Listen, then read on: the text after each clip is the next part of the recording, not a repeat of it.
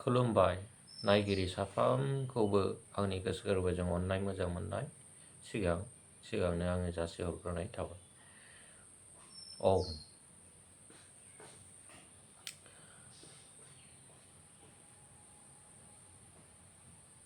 जोबोद साननांगौ बाथ्रा, साननो गोनां बाथ्रा।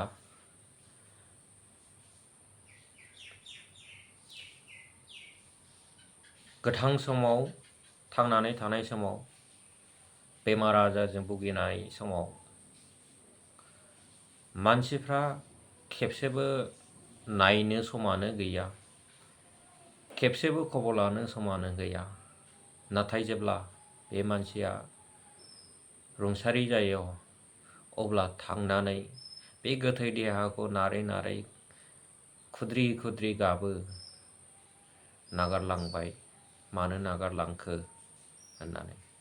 बेसेबा सोमोनांथाव आथिखालनि मुगानि साननो गोरों श्रेष्ठ जिबि मानसिफोरखौलाय। बेसेबां दुखुनांथाव बेफोरखौ नुयोब्ला।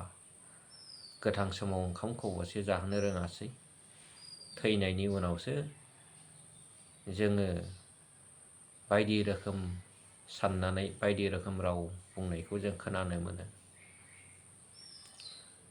दा बेफोर गासिबो खालामनांगौब्ला गोथां समावनो, थांनानै थानाय समावनो आदान प्रदान, सोमोन्दो, मोजां बेबहार, मोजां प्रिति, अनलायनाय, समदर्शि बियो गोथां समावनो जानांगौ।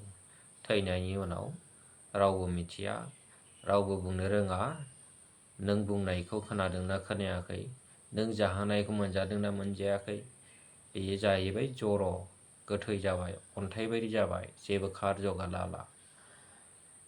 बिनि आत्माया बिनि देहानिफ्राय ओंखारलांबाय।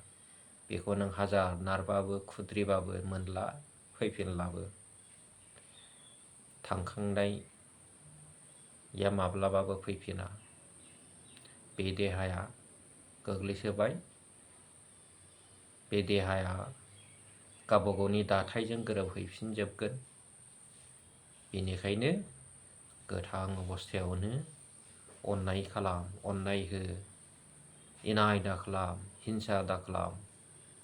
बेनो